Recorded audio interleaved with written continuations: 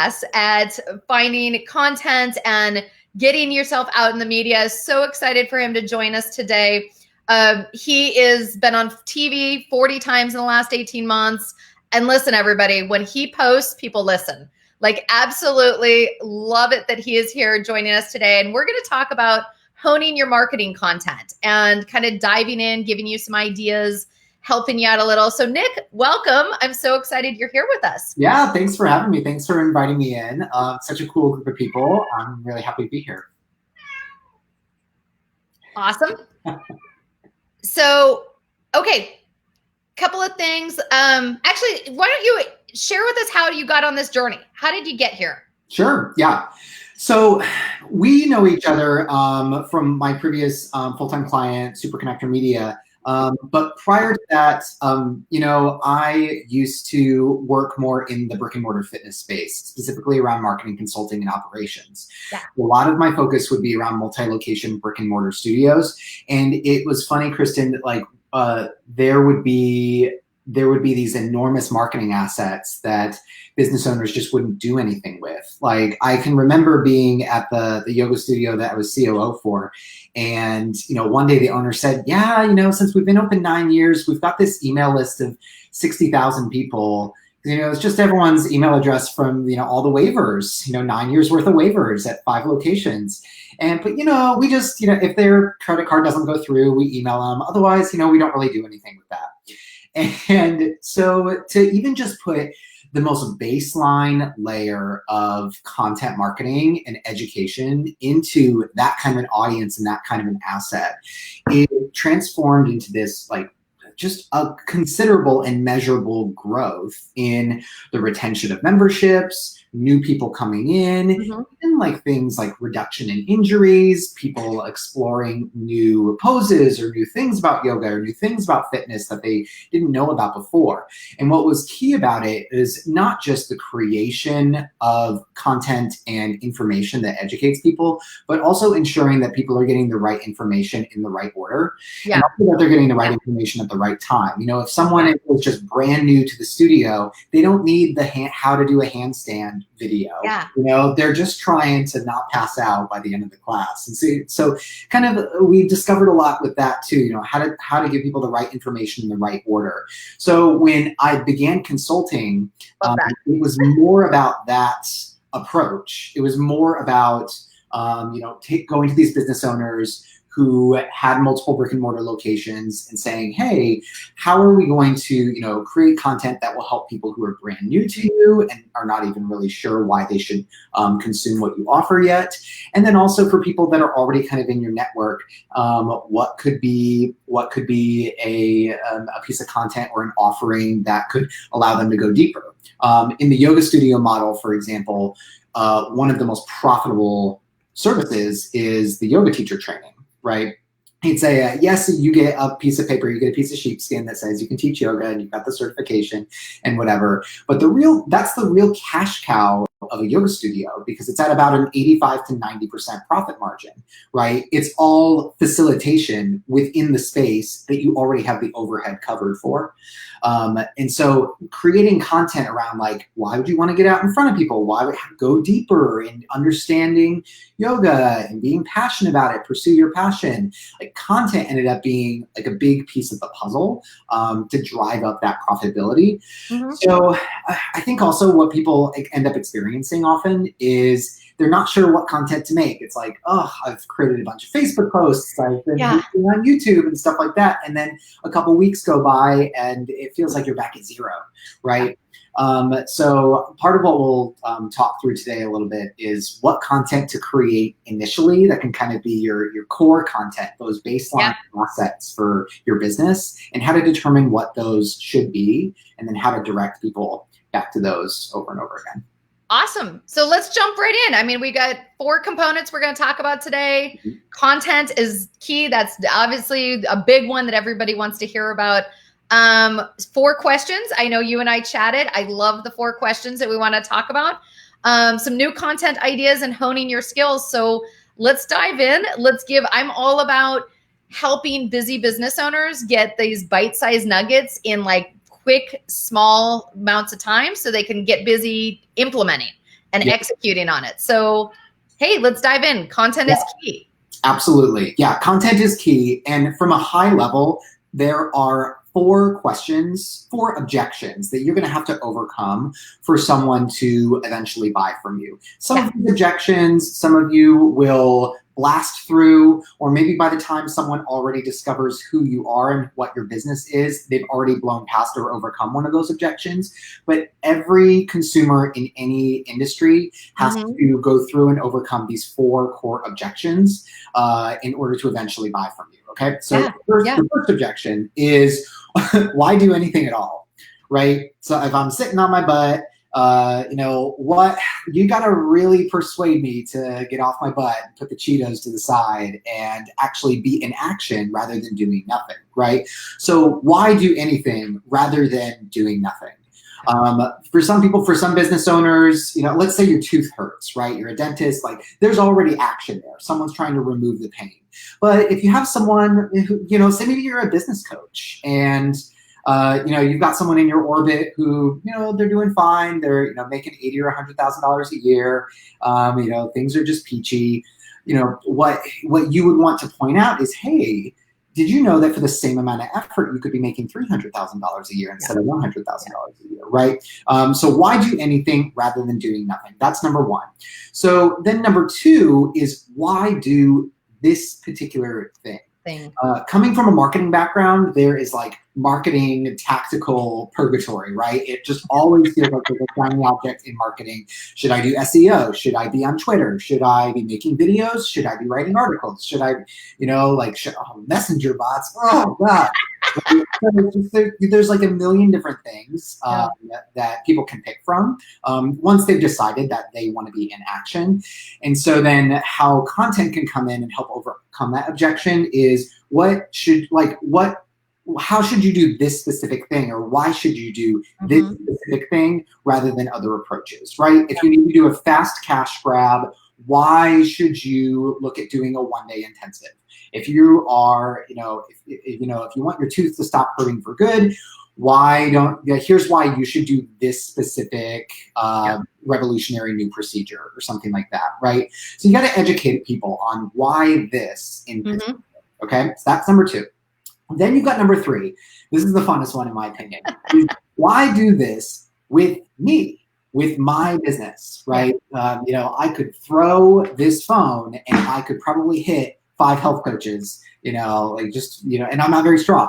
So, you know, why do this particularly with me? This is where you get to show off things like your personality and your, if you have credentials, certain unique credentials, if you have a body of work or a body of experience, if you have any kind of earned media, so that could be PR, that could be testimonials, that could be past happy clients, stuff like that. But this is, you're kind of putting your persuasion pants on, so to speak. And you're working with people who already know that they want to do something, and they already know they want to do the thing that you happen to sell. And now you want to convince them, why me specifically? Okay, so and go ahead. People struggle with this because it's hard to self-promote, but part of it is helping establish what makes you different and how your little nuance is going to make their life so much better. And absolutely. I mean, this is a key part. I hope people are like taking some notes. I know I'm taking notes over here. I also think it's, you know, it can feel like you're puffing up your chest a lot. I think one approach that is nice, because at the end of the day, you want to galvanize trust, right? So I think one of the best, we did this recently for a client, one of the best pieces of content you could create is, let's say you're a marketing agency, create a piece of content on how to hire a marketing agency. Like, what are the 10 things that you should have to vet a marketing agency, right? It's like, it's a little bit of a meta experience, but at the end of the day, the goal is to build trust with people, right? So they've already decided that they want to hire a marketing agency, right? They've already decided marketing is the problem, and they've already decided that they want to hire a marketing agency. So why should they, wow, this brand, Kristen's marketing agency actually gave me the questions that I should be asking when I'm vetting marketing agencies. Okay, I really trust her. You know, so it can be any combination of things. It can be visual authority markers. It can be logos. It can be, wow, you've got 200 reviews on Google or on Yelp. It could be a number of different things. But the end result of overcoming that objection is that people trust you, right? So that is core objection number 3. Why should I do this with you? And it could even be from an investment perspective. Why should I spend time reading your stuff? Yeah. Why should I participate in your Facebook group? Why should I follow you on Instagram, right? So that's the 3rd core objection that you want to overcome with people. Okay. Yeah. And then number 4, this is the one that in my opinion is kind of naggy, is why do this now, right? You will have people who will fly through those first 3 objections, and they are your people, they are your true. And then they stop. Yep, they're your diehards, but the money is not exchanging hands. And so you need to bring urgency, scarcity, all of that good, sexy copywriting stuff into the picture to illustrate to people why they should take action now and not later. Yeah, cool. That doesn't need to be as educational of a piece of content.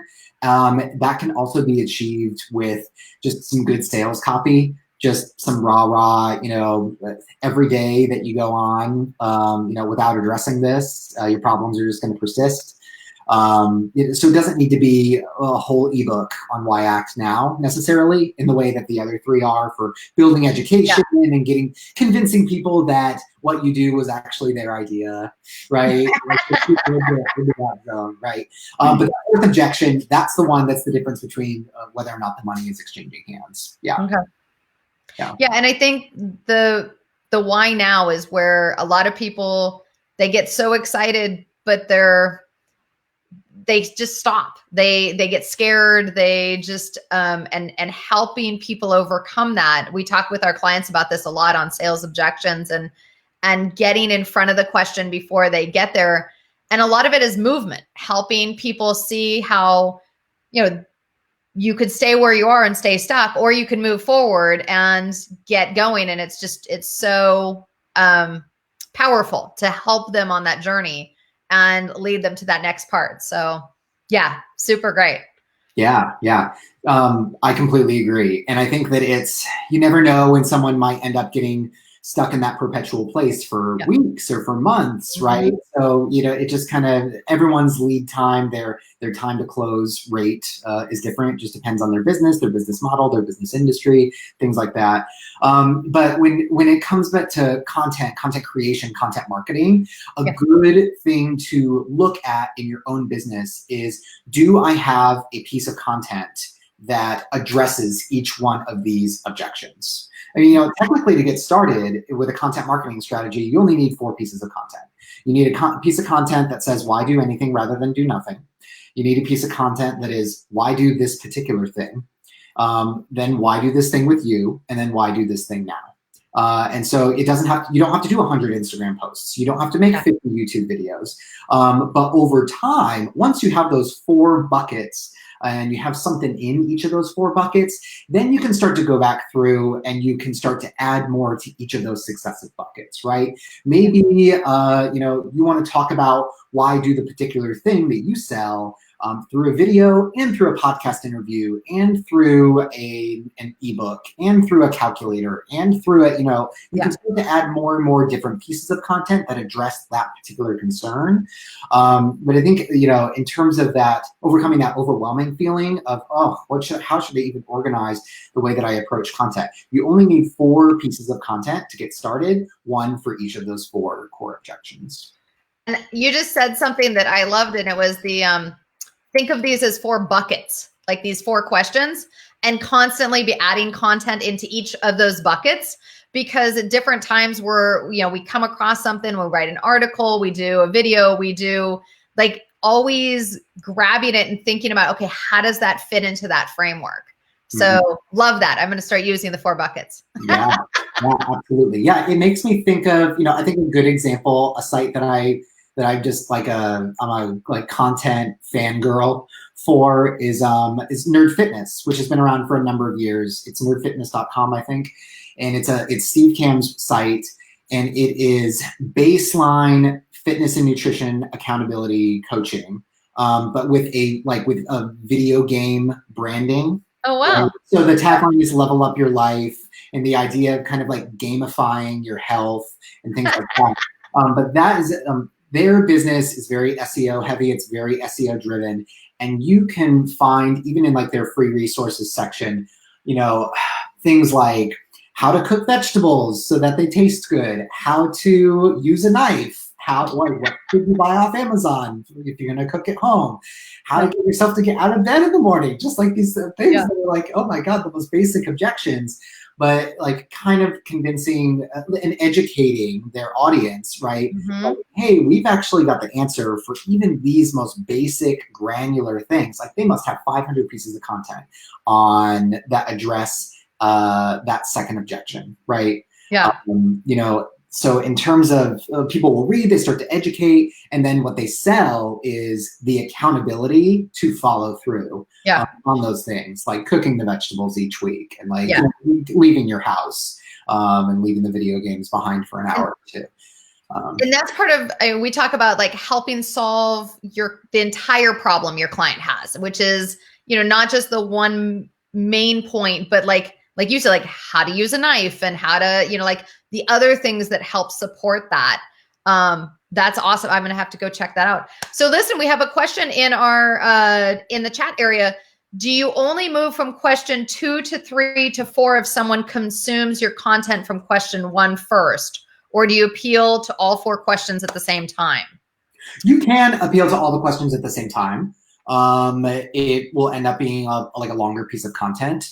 But I think we were talking before the call, or we were talking, I think, on our previous call, a little bit about Ramit Sethi, who's the founder of I Will Teach You to Be Rich. He has on his site, he has these different guides and things, you know, on stuff like how to start an online business, like from zero, right? So that, and that's like a very extensive piece of content. They actually have a custom build out on their website just for that piece of content, right? And so it's going to take people through kind of those 4 hoops of fire. Like, well, why do anything rather than nothing? Well, it's because you hate your 9-to-5 job and you would like to work for yourself someday. Okay, well, why do this thing? Well, because the internet's really big.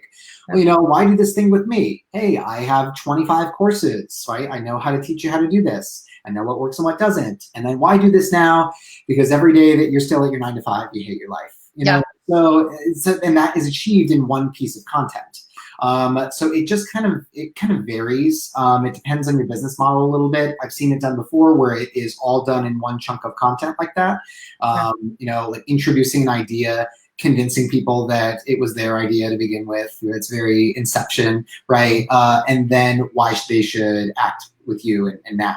But it could also be maybe you have like a longer lead time, sales time. You could gate pieces of content separately. And then, you know, by the time they get to question 3 or question 4, you know, they've said yes multiple times. They've opted in multiple times. I've also seen it done that way to where it ends up being effective.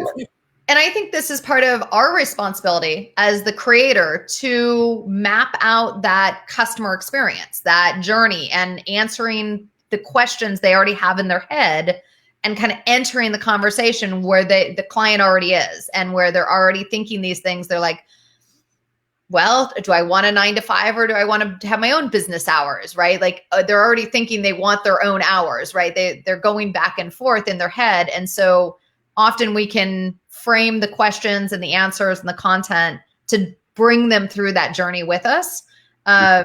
And truly, I mean, I'm a big believer in that's also where you resonate with the people that are of your tribe, and the people that aren't, well, they tune out and they go somewhere else. So it's a good way to filter, I guess. It's also good to think of, you know, like how aware your audience is of the problem and how aware they are of the solution. I think that can help inform your content.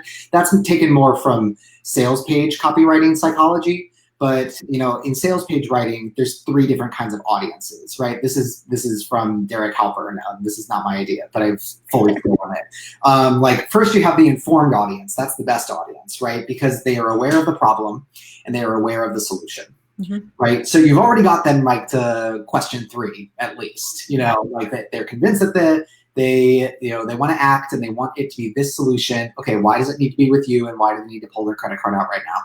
Yeah. So that audience is great. Those sales pages are short. If you've just done a 50-minute webinar, you don't need a sales page that's a mile long on the back end if they click through. You've already educated them. They're aware of the problem. They're aware of the solution. Okay. Yeah. Then you've got a second audience of people. These people are called the afflicted audience, where they are aware of a problem, but they are not aware of a solution. So their lives suck because they're just walking around with this problem that's really painful, and they're not sure what the solution is, or perhaps they're kind of paralyzed by which solution they should go through with, or maybe they've tried some solutions and they didn't work, and so they feel kind of dejected. So those people are a little bit more in that like question 2 space, like you have pain, why do this? Yeah. And then you can kind of take them through. And then you've got another audience of people. For most people, this is probably your biggest audience, but it's your most challenging audience. And this is the oblivious audience, right? Because they are walking around, they like have just flowers and rainbows above their head. They're not aware of a problem and they're not aware of a solution. Yeah. So, there are like some of the best sales pages in copywriting history successfully sell an oblivious audience, right? Because that person arrives and you convince them that there is a problem, and then you convince them of the solution to that problem, and then you sell them the solution, right? Yeah. Those people take the most education, the most labor, and usually the most convincing, because if they're not even aware of a problem, then how did they get into it? But I think that's kind of a good way to think of it. Like that's good sales page copywriting is like determining like, okay, is my audience aware of the problem, and is my audience aware of the solution? And that kind of determines the length of the sales page and what you need to put into it. But I think that also applies nicely to content marketing as well. Like if you're getting on discovery calls with people and you're having to spend 80% of the call explaining to them why they have a problem, then, like one, that's exhausting. Time out. Your conversion rate is probably low, right? But then it also means that maybe you can have content do some of that heavy lifting for you, so that by the time people get on the phone with you, they are already aware of the problem and they're already aware of the solution. Yeah, absolutely. I work with a lot of clients where when they tell me it takes an hour and a half to do a sales conversation with someone, it's like, whoa. Clearly the person is not prepped. The funnel has not brought the right kind of client ready with the problem, ready to do something about it. And we got to go back and fix that funnel before sales gets in there and just churns their time. And so, so listen, I'm a big fan of, content is key. I love the 4 questions, but I think we have a balance. I know with a lot of business owners, we wake up every morning. You probably do it too, where you get 1,001 ideas every morning. Like, you wake up and you got all these ideas. And there's a balance between new content ideas and repurposing, right? And like reusing it. And so can we talk a little bit about how that looks and how that feels? Yeah. New content ideas versus the repurposing. Yeah, absolutely. Yeah. So I think let's do repurposing first. Okay. In my experience, most people, they take one idea or one solution, and they create one piece of content from it, and then they move on. And, with content, the good news and the bad news is that you're probably going to be talking about the same 5 to 10 pain points everywhere, all the time throughout your entire content marketing strategy, right? You're just going to be talking to them or pointing back to them in different ways. So I think when it comes to like a quick win from a content marketing perspective, it's taking something that you've already created, something that you've already put together, and doing one of 2 things. So I like to call it either zooming in or zooming out. So zooming in, let's say that you have, Kristen, let's say that you have like 5 tips on how to increase your rates online. Okay. So the zoom in approach, you would zoom in on tip number 2. And that is your topic, right? So you're taking this existing material that you've already fleshed out, that you've already put to where it's easy to explain, it's easy to understand, and you just expand on that a little bit more. This is also, we were talking about earned media a little bit. like if you do something like a television interview where, the whole interview, you've been asked 3 questions and you've answered 3 questions, and that's, TV interviews are fast, right? So zoning in on one of those questions or one of those responses and building that response out a little bit more. It could be around, like why you've come to believe that, or why you've come to know that that approach is what works, right? It could be something about, a little bit about your personal story. The reason that I follow through with this approach is because here is what happened to me. And then you get to show off a little bit of vulnerability and show a different side of you. So that zoom in approach is one way that you can kind of take some existing content or existing information and repurpose it. And then there's also zooming out. So, okay, if you had this, piece of thought leadership that was 5 ways to raise your prices online, then maybe it's zooming out into something that's a little bit more like high level, a little more in the clouds, which is 3 ways to work less. In your business, right? And one of the ways of working less is, adjusting your prices. So maybe there's something about operations, maybe there's something around sales, and then there's something around marketing, right? But I think it's like kind of thinking it almost like lily pads, where you've got something and then you're just going to jump from one topic to another and keeping them very connected in some way. That's also nice because then you can start to link content back to other content, and you can start to create this web. And if people want to go down a rabbit hole, then they can. That's available for them. But I think for repurposing, that's usually like low-hanging fruit for people in terms of producing a new piece of content. It's also nice. People love new stuff.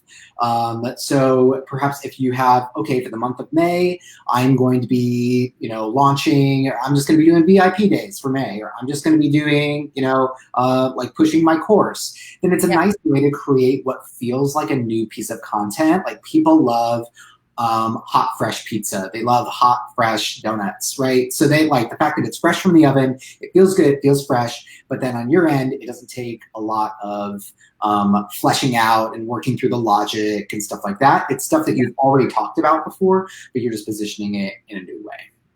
Well, and I'm a big fan of repurposing as well in multiple media and formats. So I just launched a new product on how to hire, onboard, and work with a marketing assistant. And one of the modules is all about like repurposing. And I show how to take one video that you've done, maybe a Facebook Live, and repurpose it 10 different ways and be hitting it out there and be promoting it. And you're pushing on social media, you're pushing on your YouTube channel, you're having it in your email signature, but you're also transcribing it and turning it into blog articles, little snippets for using for even more social media, like just constantly. And some of those little snippets can then become their own article. And like you said, zooming in on that one sub point. And so absolutely. But I think too often I see a lot of people out there just create a new video, and then don't do the full spectrum of opportunities. And like you said, zoom in and zoom out on just that topic and get a lot of bandwidth out of the same thing. I know my marketing calendar, we have it by themes. And so I'll use the same theme and I'll hit it in the blog and with a video and with different techniques. And people are consuming information in different levels. And so just trying to kind of hit them in different, like sometimes that picture says 1,000 words in Instagram with a bunch of hashtags, right? Mm-hmm. And so it's mixing it up, but that's also more viable when you have a marketing assistant or somebody that can help you repurpose all that content, because it's exhausting to do it all yourself. But awesome. I think that's such a smart offer, because with that content piece, it's like you can have someone lower level that is doing that repurposing and is like just following specific protocols. And when you have the knowledge, you are better able to direct that person, hire that person, manage that person, retain that person, right? Yeah. So like it's good to own the knowledge rather than lease the knowledge, right? Yes. the like owning that knowledge, knowing how to do it, but you're not going to be the one that's going to specifically do it. So I think that that's, it's an important piece of the puzzle. Some people like to read, some people like to listen, and some people like to watch. That's also something that is good to be aware of. You've got people, people who go heavy on podcast interviews, listening to them. They are used to multitasking while consuming content, and so if you're not capitalizing on that, then that could be a missed opportunity. That those might be clients that want to listen to 8, 10, 15, 20 hours of you talking while they're doing stuff around the house or while they're running errands, but they don't have a way to do that otherwise. Yeah. And then I also think that, sometimes I'll hear people say either oh, I hate writing, or I don't like myself on camera, or I don't like the sound of my voice. There are simple workarounds for all of those, right? Yeah. I know someone who has a YouTube channel. It is their primary driver of their business, and they never appear on camera. They use illustration. They do all illustration, stop motion illustration, and then sometimes they'll outsource to an illustrator, and that's kind of become their brand, right? So here, they've created this business, and they never appear on camera, but they're really taking advantage of the power of video. Get someone who does voiceover.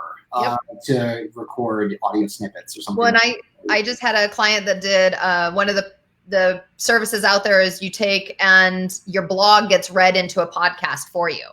And so it all of a sudden now they've got a whole podcast show, and all it really is their blog articles being repurposed into a podcast. But it's exactly like you said, for all the people that like to listen when they're driving, maybe not driving right now, when they're, doing the laundry or the dishes or going for their walk. And so it's, hitting people in those different layers and those different elements. But So listen, let's talk about some new content. What do we do with new content? How do we get some ideas for some of those new items? Yeah.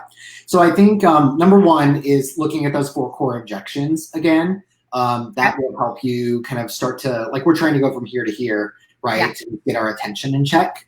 And then I think something good, like a combination that I personally like, is looking at, number one, what is popular about this particular topic now, or what has historically been very popular about this topic. So you could Google search a specific term. You could get on BuzzSumo, which is a great resource, and you can type in a topic and you can see what the most popular articles, the most shared articles have been for that particular topic. And so that's kind of nice to just see how are people spinning the topic in a way that it ends up getting shared. It gets a lot of eyeballs. It's very interesting, right? So I just find it's easier than trying to generate everything yourself. You know what I mean?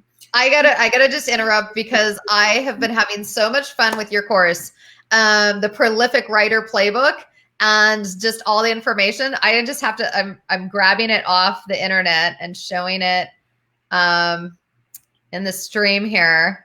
Yeah. Yeah. And we talk about this exact thing. This is one of in the targeting module. It's okay, never have blank page syndrome again. Know what to write about or what to talk about next, right? Yeah. Well, I've got a little freebie, and then it takes to a little course, super good deal right now. Oh God, yes. Yeah, so it's founder pricing. It's a 2-digit number, so it's very exciting. And so combining that, I think the example that I use in the course is, so you've got intermittent fasting, right? Maybe that's a topic that you want to write about, or you want to bring people's attention to, or maybe it's related to what your next upcoming offer is going to be. So then taking that, and then what you can do is you can go to Google, you can go and start to research more about that topic. But many people don't realize there are a lot of tools within a Google search. There's literally a tools tab in your Google search bar. And one of the tools you can do in the tools tab is you can adjust by how long ago the search result was published. And so that is super handy because, so let's say that I want to talk about intermittent fasting, but I want to be mindful of COVID-19 and how that's changing how people are looking at their eating habits, right? And I want to see what's getting written about that right now. I would search intermittent fasting. I would search results in the last month, which I think is the example that we use in the course. Yeah.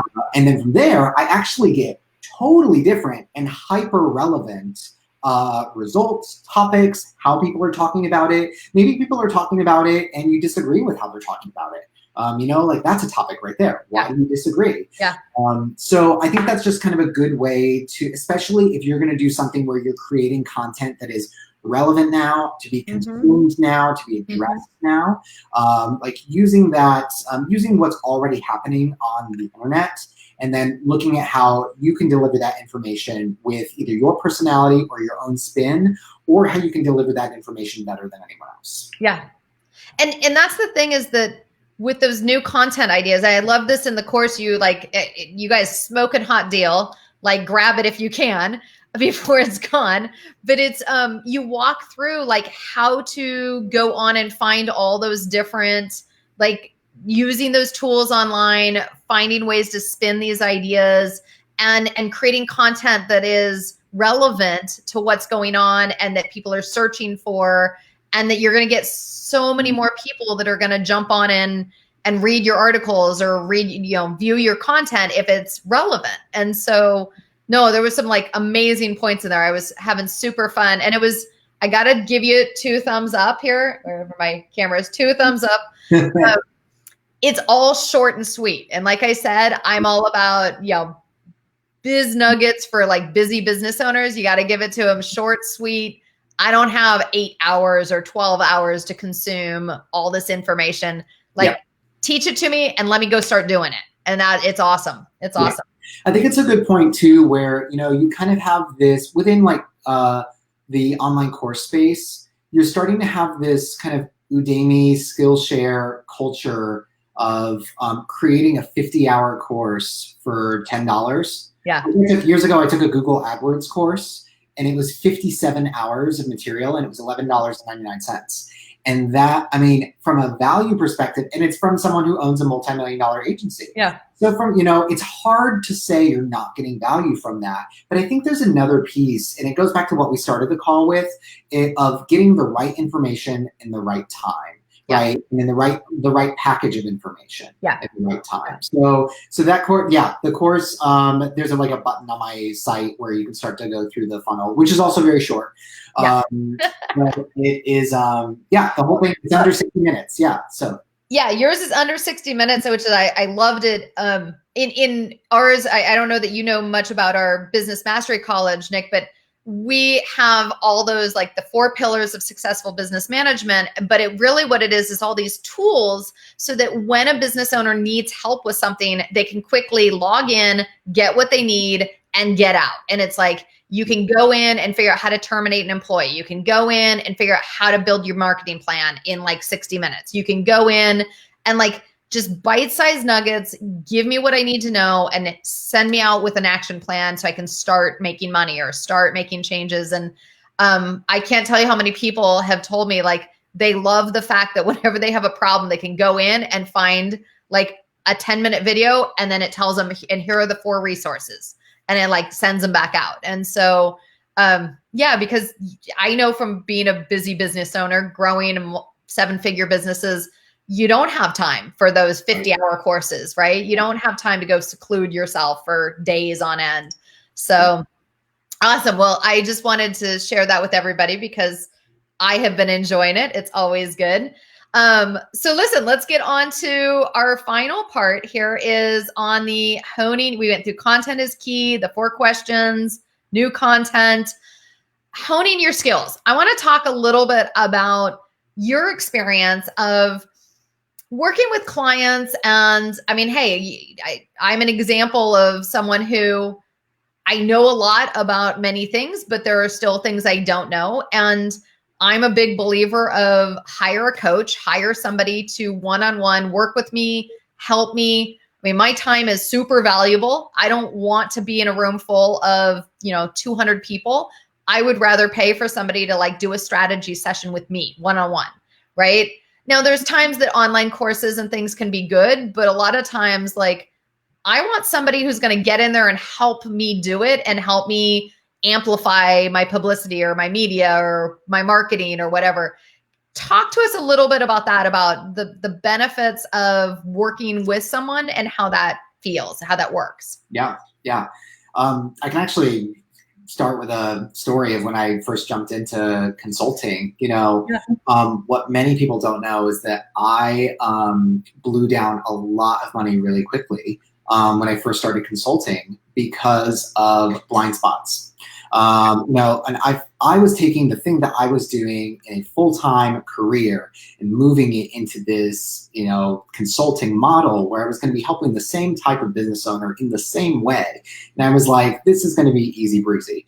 And for all the business owners who are watching, like, they're chuckling to themselves, like, boy, you had another thing coming, didn't you? Right. And I ended up losing about $25,000. Of my money, like that runway that I had put aside to really make this happen. And what I was doing there that was like a fatal mistake is I was trying to just acquire bits of knowledge here and there rather than going to someone who has done it before. They have, they have walked the path.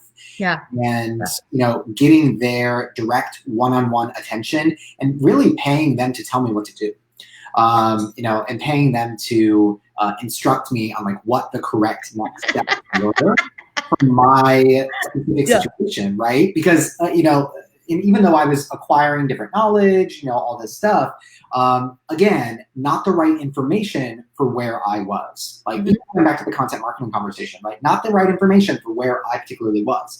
What I needed at that time, but kind of didn't realize, is I needed someone to just come in and tell me what to do, and then to be accountable to follow those directives and those instructions. And so if anyone's ever experiencing that kind of blind spot feeling, where it's like, oh, I'm not sure what to do next, but I've got this specific set of circumstances, something like that, then working with someone is the fastest and really most cost-effective way to course correct and to get the next steps you should take for your unique situation as it pertains to marketing, sales, perhaps operations, perhaps, maybe some higher level stuff. But usually for most people, it's, like course correcting to ensure that marketing and sales do not go awry. Because the further that you are, let's use the analogy of like a plane not being crystal clear on where it should be going and just going further and further off course and not even realizing it. You're going to get further and further off as time goes on, and time is money. So, so I think that, when it comes to that, working with someone directly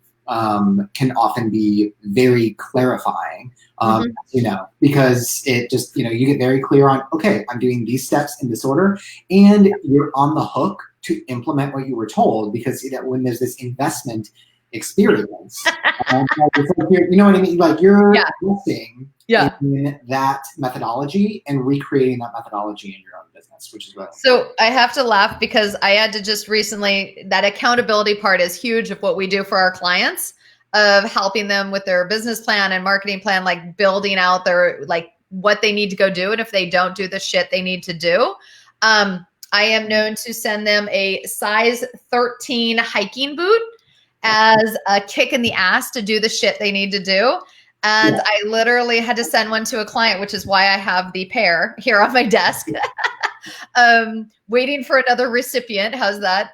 But no, I was touching base with her, and she said she sees that boot, and every day it's like this, like kick in the butt to get the stuff done. And that's that accountability part. That's that when there's somebody who's going to be asking you, okay, did you get it done? What have you accomplished? And helping you course correct, like you said. Goodness knows, no judgment zone. I've used plenty of coaches in my time over the years. I spend probably $15,000 to $20,000 a year on coaching, because I know that in order to, like, I'm building another 7-figure business, and there are times where I need to get out of my own way, and I need to have a sounding board and somebody to help me, like, get moving in the right direction again. And so, so on marketing, I know, like, the marketing and the content and honing that content to the audience, a lot of business owners like sit down and kind of do a brain dump, but then get kind of lost in the weeds. And I know that you have worked with a lot of people, from big companies to individuals, small business owners. tell us about what you've got planned for the next couple of months. If somebody wanted to like jump in and do something with you, what's the process? What do we need to do? Yeah, I would love to. Because I am interested too. Yes, yeah, absolutely, yeah. So as you just mentioned earlier, I think this is also another way that your audience to interact with your audience or to get your content right for your audience. People want to consume what you're cooking up in one of three ways, right? They either want to do it themselves, they want to do it in a group experience, or they want one-to-one attention / they want you to do it for them, right? And so I'm offering that in kind of three different iterations, three different levels of intimacy. So thank you for the shout out. I do have a mini course that just launched. Guys, it's $27. Hello. And it is called Prolific Writer Playbook. It's a mini course about how to write faster and how to write articles faster, particularly if you want to potentially pitch articles for publications, for popular websites, things like that. Then, if people are like, I don't know what to do specifically for my content marketing strategy, then I do offer one-to-one services. I like to do what's called a roadmap session. So it is a lower investment, like deep dive call. I send you a non-disclosure agreement. That way, I'm handcuffed from the very start and we can talk about like the real stuff. We can talk about how the sausage is made and like all that stuff, right? So we talk about that and then discuss like if some done for you experience of some kind makes the most sense. So I do that. And then I also have coming up, I'm super excited about this. It's going to be on May 11th is the start date. It's called Fast Content Formula.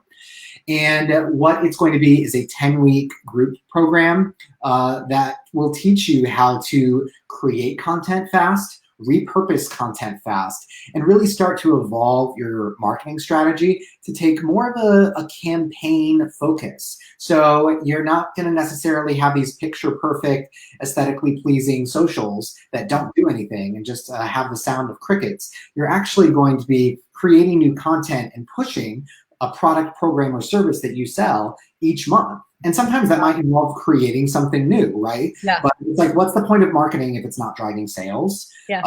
So that first, we take the first couple of weeks and we get super duper clear on how to manufacture the content quickly, how to get that stuff ready to go. And then we talk about, okay, like, your month-to-month experience should really be almost thought of like a marketing campaign or like an advertising campaign. You're going to have some peak experiences. You're going to be pushing a specific product, program, or service. And then you're also going to leave some space for spontaneity so that if someone comes into your orbit and you want to connect with them, that you can connect with them. And as a bonus, over time, that will really, really build your content vault.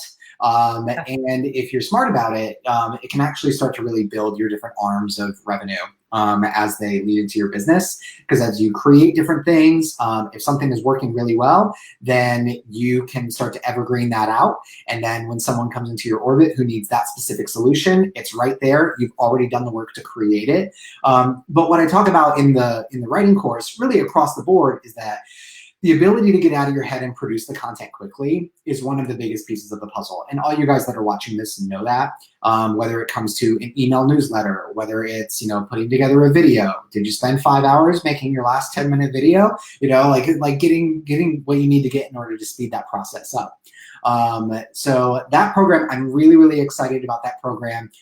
There's going to be a founder price on that program. Launch starts Monday, Kristen. So Yay!